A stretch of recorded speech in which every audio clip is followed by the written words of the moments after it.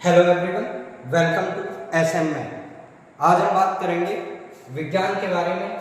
जैसा कि आप सब लोग जानते हो, आज हम कक्षा 10 के विज्ञान के बारे में बात करेंगे और विज्ञान में भी हम इसमें भौतिक शास्त्र की बात करेंगे। किसकी बात करेंगे?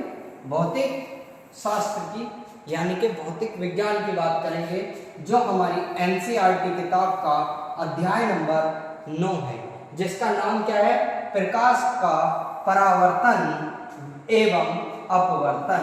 तो हमें पढ़ना है किसके बारे में? प्रकाश के परावर्तन के बारे में पढ़ना है इस अध्याय में, और अपवर्तन के बारे में पढ़ना है, जैसा आप सभी लोग जानते हो। तो चलते हैं, आप चैप्टर की शुरुआत करते हैं। जैसा कि आप देख पा रहे हो, ये हमारे पास भौतिक शास्त्र से रिलेटेड है। इस वाले चैप्टर में हम इससे अगले चैप्टर में ये भी पढ़ेंगे, प्रिज्म से रिलेटेड बहुत सारी चीजें हम पढ़ने वाले हैं। तो जैसा कि आप सब लोग जानते हो, आगे हम बात करेंगे इसी के बारे में कि हम किसी भी वस्तु को कैसे देख पाते हैं। तो वस्तु का जो देखना है वो आप देख पाते हो तब, जैसे कि आप इस समय देख पा रहे होगे किस चीज को, किसी भी वस्तु की अगर बात करेंगे हम, तो किसी भी वस्तु को हम क्यों देख पाते हैं? उसका मेनली कारण क्या है? प्रकाश है। क्या है? किसी भी वस्तु को यदि हम देख पाते हैं तो वो कारण है प्रकाश के कारण हम वस्तु को देख पाते हैं। ठीक है मेरे भाई, आगे बात करते हैं कि प्रकाश के कारण कैसे देख पाते हैं। देखो, ये पेन है, ये पेन मैं कैसे देख पा रहा हूं? तो यहाँ जो प्रकाश है, इस कमरे में जो प्रकाश है, वो प्रकाश इस पर टकरा कर वो अब परावर्तित होकर मेरी आंखों तक आ रहा है, यानी कि प्रकाश इस पर टकराया, टकराने के बाद मेरी आंखों में प्रवेश किया, जिस कारण मैं इस पेन को देख पा रहा हूं। आगे बात समझ में देखो, कुछ इसी प्रकार लिखा हुआ है, हम किसी वस्तु को कैसे देख पाते हैं? वस्तु पर पड़ने वाले प्रकाश, वस्तु पर पड़ने वाले प्रकाश को वस्तु परावर्तित कर देती है। क्या कर देती है? परावर्तित कर देती है, यानी कि जैसे ही प्रकाश इस पर पड़ा, टकराकर वो मुड़कर मेरी आंखों तक आया, परावर्तित कर देती है। यह परावर्तित किरण, जो परावर्तित होकर प्रकाश आया है, जब वह हमारी आंखों द्वारा ग्रहण किया जाता है, यानी कि आंखों के अंदर आता है, तो यह परावर्तन वस्तु को आंख के द्वारा देखने योग्य बनाता है। तो आंख के द्वारा उस वस्तु को हम क्या कर सकते हैं? देख सकते हैं। आगे बात करेंगे, ये जो प्रकाश की किरण है, ये दरअसल क्या है? जो देखो, प्रकाश की किरण की अगर मैं बात करूं, जब प्रकाश एक सीधी रेखा में गमन करता है, प्रकाश की चाल से ही, प्रकाश एक सीधी रेखा में गमन करता है प्रकाश की ही चाल से, तो हम उसको कहते हैं प्रकाश की किरण। जब प्रकाश अपने प्रकाश के स्रोत से गमन करता है, तो यह सीधी रेखा या सरल रेखा होता है, मतलब सरल रेखा में होता है। प्रकाश के स्रोत से चलने वाली इस रेखा को हम क्या कहते हैं? प्रकाश की किरण बोलते हैं। क्या बोलते हैं मेरे भाई? प्रकाश की किरण। क्योंकि कई बार बच्चों को यही नहीं पता होता कि प्रकाश किरण होती क्या है। दरअसल जो प्रकाश है वो सीधी रेखा में प्रकाश की ही चाल से यदि चले, तो हम उसको क्या बोलेंगे? प्रकाश किरण बोलेंगे। ठीक है, आगे बात करते हैं। देखो, रात का समय है, रात के समय जो है, इस समय जो मौसम है कीड़ों का है, तो कीड़े परेशान बहुत कर रहे हैं। आजकल जो है कीड़ा जो है वो बहुत परेशान कर रहा है। तो आगे बात करेंगे। देखो, फिजिक्स को इतने शानदार तरीके से पढ़ेंगे। अभी तुमने बात करी है किसी भी वस्तु को कैसे देख पाते हैं, प्रकाश की किरण किसको कहते हैं हम, ये सब कुछ बातें हमने करी है। आगे बात करेंगे, कोई भी छाया तुमने देखी होगी, तुम्हारी परछाई बनती धूप में, तो वो छाया कैसे बनती है उस बारे में हम बात करेंगे। जब प्रकाश किसी अपारदर्शी वस्तु से होकर गुजरता है, मतलब अपारदर्शी मतलब समझ रहे हो ना, यानी कि उसके पार ना हो पाए, उसके पार ना हो पाए, तो यह प्रकाश की किरण को परावर्तित कर देता है। मतलब वो जो है ना, जैसे ये वाला है, अब इसकी परछाई बनेगी, तो यहां से प्रकाश अंदर तो जाएगा नहीं, वापस परावर्तित हो जाएगा जिससे उस अपारदर्शी वस्तु की क्या बन पाती है, छाया बन पाती है। आगे बात समझ में सभी को। देखो जब भी प्रकाश जो है परावर्तित हो जाता है, अंदर नहीं जा पाता उस वस्तु के, तो वो जितना प्रकाश रोकती है वस्तु, वो उतना ही उसकी छाया बन जाती, परछाई बन जाती है, जिसको हम बोलते हैं परछाई। तो तुमने देखा होगा, जो तुम लोग धूप में निकलते हो, हम लोग धूप में निकलते हैं, तो आप सबने देखा होगा, आप सब जानते हो कि जो सूर्य का प्रकाश है हम पर पड़ता है, उससे जस्ट विपरीत दिशा में हमारी छाया बनती है। उसका कारण क्या है, जो हमारे पास यदि प्रकाश मेरे यहाँ आ रहा है तो परछाई पीछे, अगर प्रकाश इधर से आ रहा है तो परछाई इधर। तो उसका मेनली कारण क्या है मेरे भाई, जैसे प्रकाश इधर से आया तो वो यहाँ से टकराने के बाद वापस चला गया, क्या हो गया, वापस चला गया, तो इधर की तरफ क्या हो जाएगा, वो प्रकाश जा ही नहीं पाएगा। जितने क्षेत्र में प्रकाश नहीं जा पाता है उतने में ही हमारी छाया बन जाती है। आगे बात करेंगे प्रकाश विवर्तन, ठीक है, बहुत ज्यादा पूछा जाता है क्वेश्चन कि प्रकाश का विवर्तन किसको हम कहते हैं, प्रकाश का विवर्तन समझाएं, प्रकाश के विवर्तन पर परिभाषा दें, है नहीं, ये सब कुछ पूछा जाता है। ठीक है, आगे हम बात करेंगे प्रकाश के विवर्तन के बारे में। तो यदि प्रकाश के रास्ते में रखी अपारदर्शी वस्तु, अभी बताया मैंने, अपारदर्शी मतलब जिसके आर पार प्रकाश ना जा सके, वस्तु अत्यंत सूक्ष्म हो, अत्यंत सूक्ष्म का मतलब बहुत छोटी सी हो, तो प्रकाश सरल रेखा में चलने की अपेक्षा इसके किनारों से मुड़ने की प्रवृत्ति दिखाता है। अभी मैं बताऊंगा, अभी समझाऊंगा कि मुड़ने की प्रवृत्ति कैसे दिखाता है। इस प्रभाव को प्रकाश का विवर्तन कहते हैं, विवर्तन कहते हैं। ध्यान पूर्वक देखेंगे बात को, जरा समझेंगे, ठीक। अभी मैं बताता हूं, ध्यान पूर्वक बातों को समझेंगे।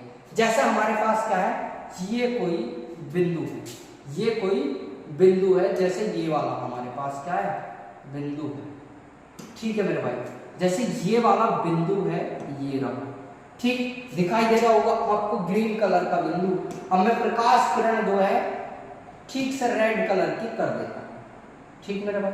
अब ध्यान देंगे जरा, जैसे प्रकाश किरण ऐसे सीधी जा रही है, कैसे जा रही है, लेकिन इससे टकराई है, वो टकराने के बाद इसके किनारों से होकर गुजर इस तरीके से। तो जो किनारों वाली प्रवृत्ति है, इसी को हम क्या बोलते हैं, प्रकाश का विवर्तन बोलते हैं। यानी कि छोटा सा कोई कण हो, सूक्ष्म कण हो, जो प्रकाश की किरण यदि आ जाए, तो प्रकाश की किरण के रास्ते में यदि आ जाए, तो वो थोड़ा सा क्या हो जाती है, अपने मार्ग से मुड़ जाती है। इस मुड़ने की ही प्रक्रिया को हम क्या कहते हैं, विवर्तन कहते हैं। आगे बात करेंगे हम प्रकाश के परावर्तन के बारे में।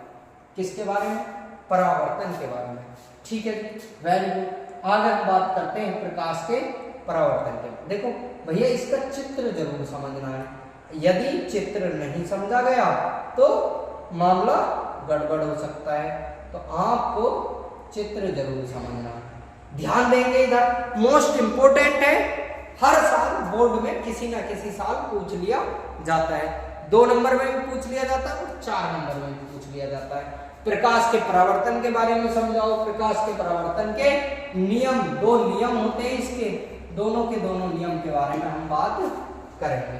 देखो, जब ध्यान पूर्वक समझ लो, इसे बाद में हम पढ़ेंगे, पहले मैं समझा देता हूं। जब कोई प्रकाश किरण अपारदर्शी यानी कि चिकनी या फिर दर्पण से टकराकर जिस एंगल से टकराएगी उसी एंगल से वापस चली जाएगी।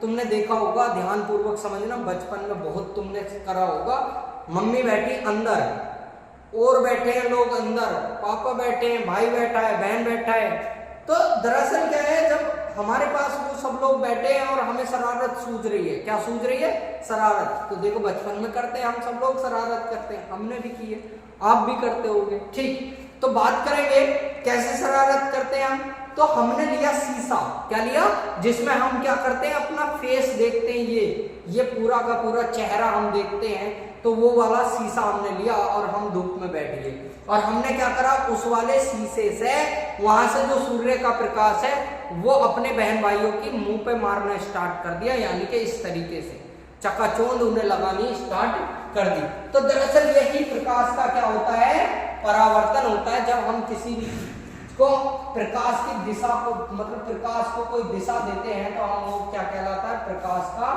परावर्तन कहलाता है। ध्यान पूर्वक देखेंगे, जब प्रकाश की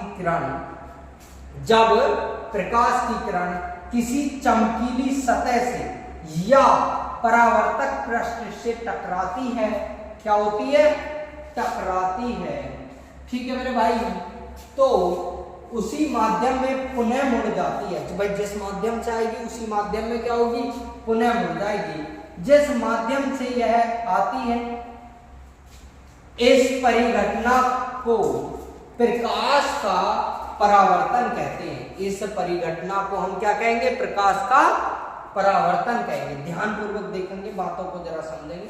ये यहां पर सूर्य है, ठीक है जी, क्या है, सूर्य, ये सूर्य, ये ध्यान देंगे, क्या है, सूर्य है।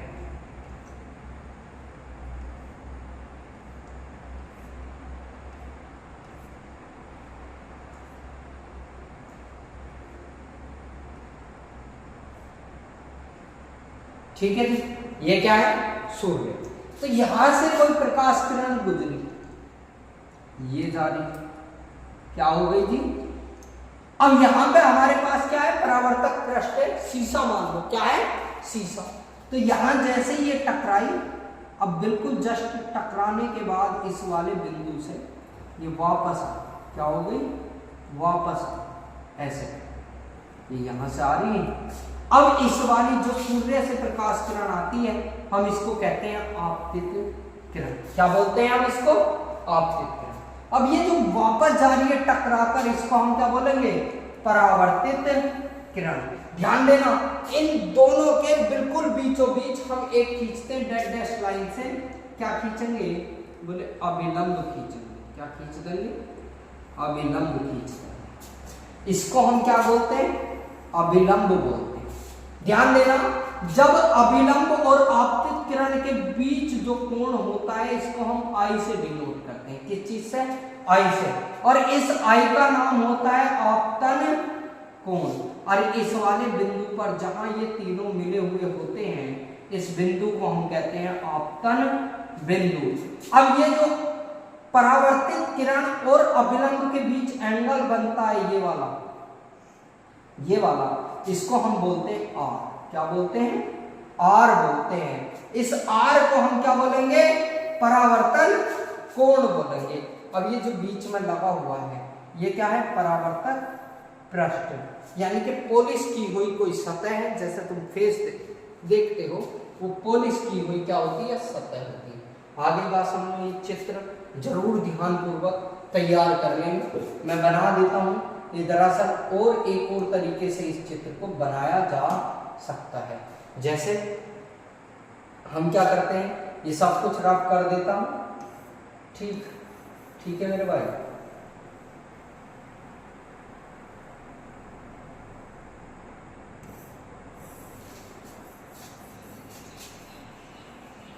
हटा देता हूं, चित्र अच्छे से बना लेना ध्यान से, ठीक है, चित्र जरूर अच्छे से बना लेना ध्यान से। अभी मैं अलग से बना के दिखा देता हूं।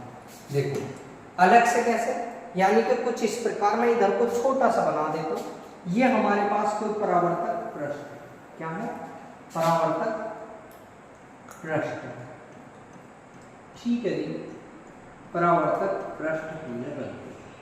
अब कोई भी प्रकाश की किरण क्या आएगी मेरे भाई, कोई भी प्रकाश की किरण, यहां से हमारे पास कुछ प्रकाश की किरण आती है, ठीक है, ये यहां से टकराकर यहां इस तरीके से वापस चली जाएगी। अब जैसे ही मैं बात करूंगा तो बीचों बीच इसका क्या हो जाएगा, एक अभिलंब हो जाएगा। क्या हो जाएगा, ये अभिलंब हो जाएगा,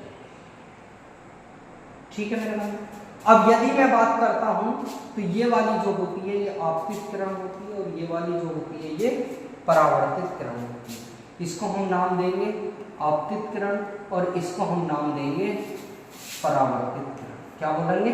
परावर्तित किरण। इसको हम बोलेंगे आपतित किरण।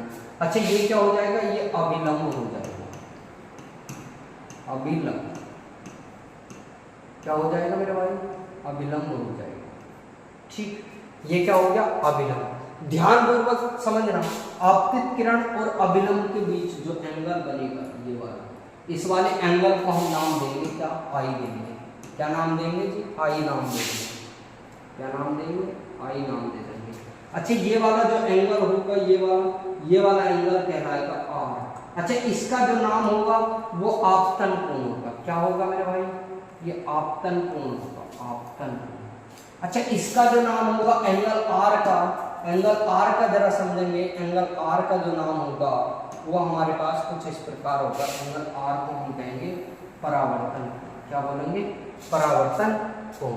आगे बात समझ में सभी को।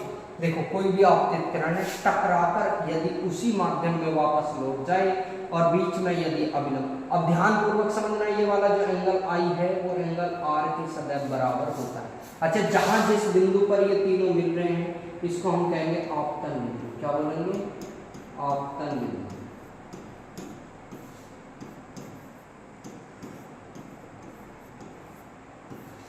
ठीक मेरे भाई, आगे बात समझना। तो ध्यान से इस क्वेश्चन को तैयार कर लेना। अब बात करेंगे इनके नियमों के बारे में। किसके बारे में? नियमों के बारे में। तो कुछ समझेंगे जरा। देखो, प्रकाश का परावर्तन हमेशा अपारदर्शी वस्तु से ही होता है। अपारदर्शी मतलब जिसमें प्रकाश आर पार न हो सके, जबकि प्रकाश का अपवर्तन पारदर्शी वस्तुओं में होता है। पारदर्शी मतलब जिसके आर पार प्रकाश जा सके। आगे बात करेंगे प्रकाश के परावर्तन के नियम। ध्यान देना, दो नियम है। क्या है? दो नियम है प्रकाश के परावर्तन के। मैंने अच्छे से तुम्हें बताया था कि आपतन कोण और परावर्तन कोण के समान। ध्यान रखना, इस तरीके से नहीं लिखना है। थोड़ा सा मैं इसको करेक्शन कर देता हूं। करेक्शन कैसे करते हैं जरा ध्यान देंगे। ठीक है, करेक्शन कर देते हैं। ठीक, देखो, आपतन कोण कोमा परावर्तन कोण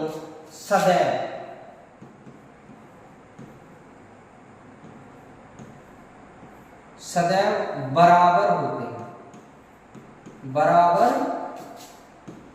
होते हैं मतलब ध्यान देना, यदि एंगल आई बराबर किसके होगा? एंगल आर के बराबर होगा। किसके बराबर होगा जी? आर के बराबर होगा। ध्यान देने बात यो है, यदि एंगल आई का मान 50 डिग्री है तो एंगल आर का मान भी कितना होगा? 50 डिग्री ही होगा, क्योंकि ये दोनों आपस में कैसे हैं? बराबर। कैसे हैं? बराबर। ठीक, ध्यान देने योग्य ये बात है। दूसरा नियम क्या है? दूसरे नियम को और ध्यान पूर्वक समझेंगे। बोले आपतित किरण दर्पण के आपतन बिंदु, दर्पण के आपतन बिंदु, जो आपतित किरण है वो दर्पण के आपतन बिंदु पर अभिलंब और परावर्तित किरण सभी एक ही तल में होते हैं। ध्यान देने योग्य ये बात है, अभी याद करा देता हूं। जो आपतन कोण है वो सदैव परावर्तन कोण के बराबर होगा। ऐसे याद रखना, ध्यान से लिख लो। जो मैं मुंह से बोल रहा हूं वो लिख लो, यहां लिखा हुआ वो भी लिख लेना। आपतन कोण सदैव परावर्तन कोण के बराबर होगा। अब ध्यान देना, अब दूसरा नियम, आपतित किरण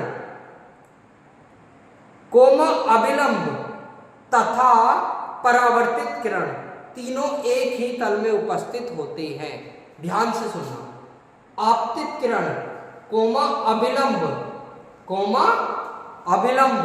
तथा परावर्तित किरण तीनों एक ही तल में उपस्थित होते हैं। आगे बात करेंगे नोट के बारे में। दोनों नियम हमने पढ़े। परावर्तन का यह नियम गोलीय दर्पण सहित सभी परावर्तक पृष्ठों पर लागू होता है। ठीक है मेरे भाई, यानी कि इसमें ऐसा कुछ नहीं है कि कहीं ये लागू ना होता हो। बस ध्यान ये रखना है कि हमारे पास जो वस्तु होनी चाहिए वो अपारदर्शी होनी चाहिए। देखो अभी तक मैंने कुछ नहीं बोला है, अभी तक पढ़ा ही रहा हूं।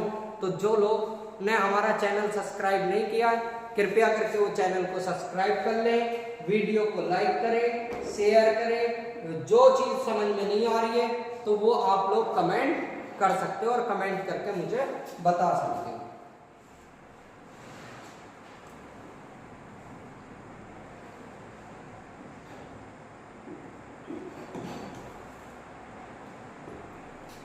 ठीक है, आगे बात करेंगे कुछ सामान्य एवं अद्भुत परिघटनाएं हैं जो मैं लेके आया।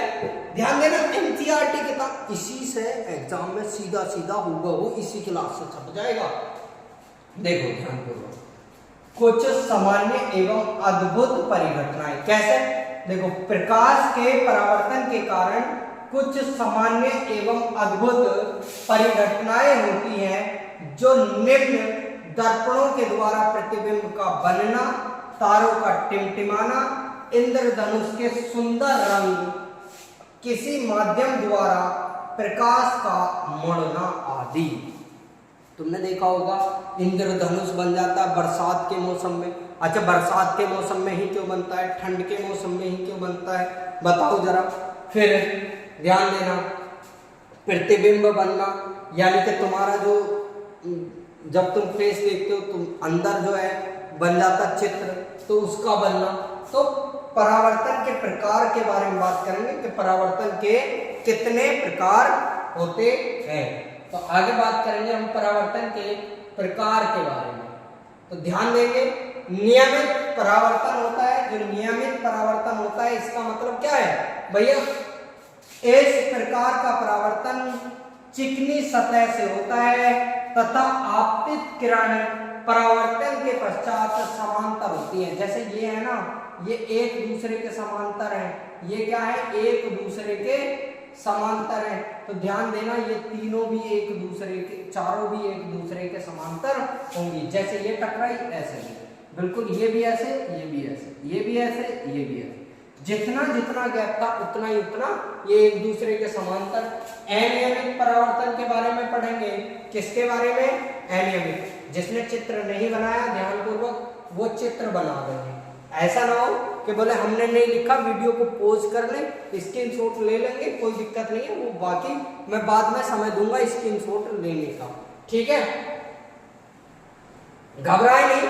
बोले गुरुजी ने पढ़ा दिया, गुरुजी आगे से नहीं हट रहे हैं। अरे ये सब चीजें मैं बाद में समय दूंगा आप सभी को, बाद में स्क्रीनशॉट लेना और लिखते रहना क्लास को। अनियमित परावर्तन के बारे में पढ़ेंगे जरा ध्यानपूर्वक। इस तरह के परावर्तन खुदरी सतह से होते हैं तथा परावर्तन के पश्चात आपतित समांतर किरणें नहीं होती है। जैसे तुमने देखा होगा ये कुछ इस प्रकार से समांतर किरणें नहीं होती, यानी कि खुदरी सतह होती है। क्या होती है? कुछ इस तरीके की किरण होती है। ध्यान देना, जैसे इस तरीके से बना हुआ है हमारे पास। ठीक है भैया, इस तरीके से बना हुआ है। अब कोई भी प्रकाश किरण आई इस तरीके से, टकरा के इस तरीके से चली गई। अब कोई प्रकाश किरण आएगी इस तरीके से, वो टकरा के इस तरीके से चली जाएगी। तो इस तरीके की प्रकाश किरणों को हम क्या कहते हैं? अनियमित बोलते हैं। क्या बोलते हैं हम? अनियमित परावर्तन बोलते हैं। क्या बोलते हैं? अनियमित परावर्तन बोलते हैं। ये एक दूसरे के समांतर नहीं होते। देखो, नियमित परावर्तन है और विसरित परावर्तन है, जिसको हमने बोला है अनियमित परावर्तन। आगे बात करेंगे दर्पण के बारे में। देखना ध्यानपूर्वक, ये जो दर्पण है ये ध्यानपूर्वक आप सभी लोगों को देखना। यह एक चमकीला और अधिक पॉलिश किया हुआ परावर्तक पृष्ठ होता है जो अपने सामने रखी वस्तुओं का प्रतिबिंब बनाता है। क्या करता है ये? अपने सामने रखी वस्तुओं का प्रतिबिंब बनाता है। दर्पण दो प्रकार के होते हैं। कौन कौन से? एक हमारे पास होता है समतल दर्पण और एक हमारे पास होता है गोलीय दर्पण। अच्छा, तीसरा भी होता है परवलयाकार दर्पण, वो हम पढ़ते नहीं है, कक्षा 10th में, ये सिलेबस में है ही नहीं। तो दो दर्पण के बारे में हमें जानकारी देनी है, ध्यान पूर्वक देखेंगे समतल दर्पण के बारे में। ठीक है मेरे भाई, अब ध्यान से तुमने समझा है, बोले एक चमकीला और अधिक पॉलिश किया हुआ परावर्तक पृष्ठ होता है जिसके सामने रखी वस्तु का प्रतिबिंब बनता है। दर्पण दो प्रकार के होते हैं, जैसे पहला है समतल दर्पण, इसका परावर्तक पृष्ठ सीधा सपाट होता है। कैसा होता है? सीधा और सपाट होता है। परिभाषा देखेंगे, ऐसा दर्पण जिनका परावर्तक पृष्ठ समतल हो समतल दर्पण कहलाता है। क्या कहलाता है? समतल दर्पण कहलाता है। ध्यान से समझेंगे जरा, स्क्रीनशॉट लेने में दिक्कत ना हो तो इसीलिए इसको रफ कर देता हूं। जैसे तुमने देखा होगा, जैसे बाहर लगा हुआ ये जो महिला है, इतनी सुंदर सी महिला है, ध्यान से देखेंगे सुंदर सी महिला, ये क्या कर रही है, इसकी दीवार पे शीशा लगा हुआ है। क्या है? ये दीवार पे शीशा लगा हुआ है, उसको साफ कर रही है। तो यहाँ जो हाथ रखा हुआ है इसका, तो वो जो हाथ है वो दरअसल इसी एंगल से मुड़ा हुआ है, जिस एंगल से यहाँ पे मुड़ा हुआ है उसी एंगल से आपको दिखाई दे रहा होगा, क्योंकि फेस अलग, फोटो जो है अलग से खींचा गया है। तो ये जो सामने लगा हुआ दर्पण है बिल्कुल एकदम सपाट समतल दर्पण है। कैसा है? सपाट। अब ये इसका जो प्रतिबिंब है इसका, ये यहाँ पे बना है। आगे बात सभी क्लियर? समतल दर्पण भी आपने अच्छे से चित्र में देख लिया है। ठीक, आगे बात करेंगे समतल दर्पण का हम उपयोग कहाँ कहाँ करते हैं। देखो ध्यान से, समतल दर्पण का उपयोग पढ़ेंगे। नंबर 1, इसका उपयोग घरों में चेहरा देखने के लिए किया जाता है, और जो पुरुष लोग हैं वो सैलून पर जाते हैं कटिंग कराने, ठीक है, बाल कटिंग कराने जाते हैं। जो बच्चे लोग हैं वो पुरुष लोग, और जो लड़कियां हैं लड़कियां वो ब्यूटी पार्लर पे जाती हैं, ब्यूटी पार्लर पे आदि में, सब में जितने में भी तुम देखोगे सैलून में, नाई की दुकान में जो सैलून, जो बाल कटिंग करता है उसको सैलून बोलते हैं, नाई को, ठीक है, सैलून की दुकान बोलते हैं। और जो गोरा, तुम्हारा चेहरा गोरा कर देते क्रीम पाउडर लगा के, उसको ब्यूटी पार्लर बोलते हैं। क्या बोलते हैं? Beauty parlour. सब में समतल दर्पण द्वारा बने प्रतिबिंब की प्रवृत्ति की बात करेंगे हम। अब ध्यान देना, सब में क्या लगा हुआ होता है? समतल दर्पण।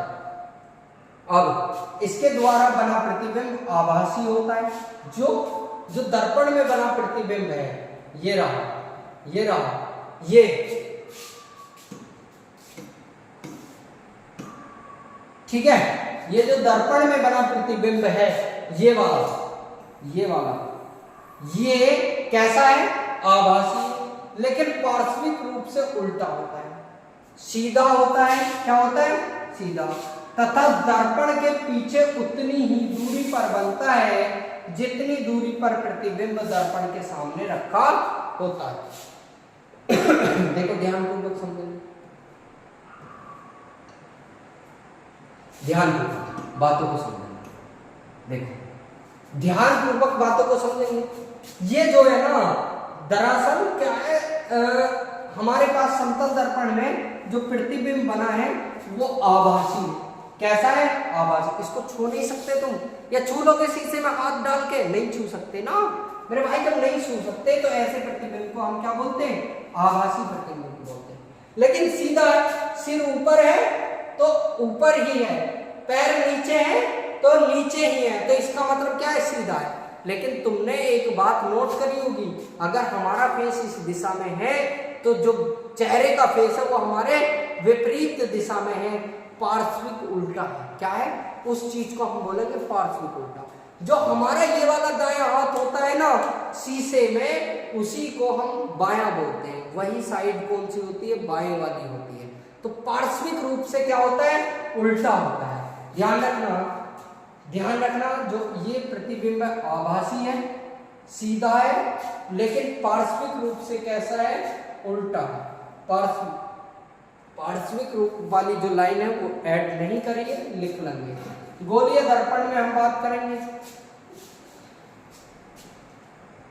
गोलीय दर्पण में अगर हम बात करते हैं तो इसका परावर्तक पृष्ठ वक्र यानी कि मुड़ा हुआ होता है। तुमने सड़क के किनारे जहां पहाड़ों में तुमने देखा होगा मोड़ होते हैं खतरनाक, तो वहां एक दर्पण लगा दिया जाता है, ठीक है। गोलीय दर्पण का परावर्तक पृष्ठ अंदर की ओर या बाहर की ओर वक्रीय हो सकता है, मतलब ऐसे भी हो सकता है वो, और अंदर की तरफ भी दबा हुआ हो सकता है और बाहर की तरफ भी।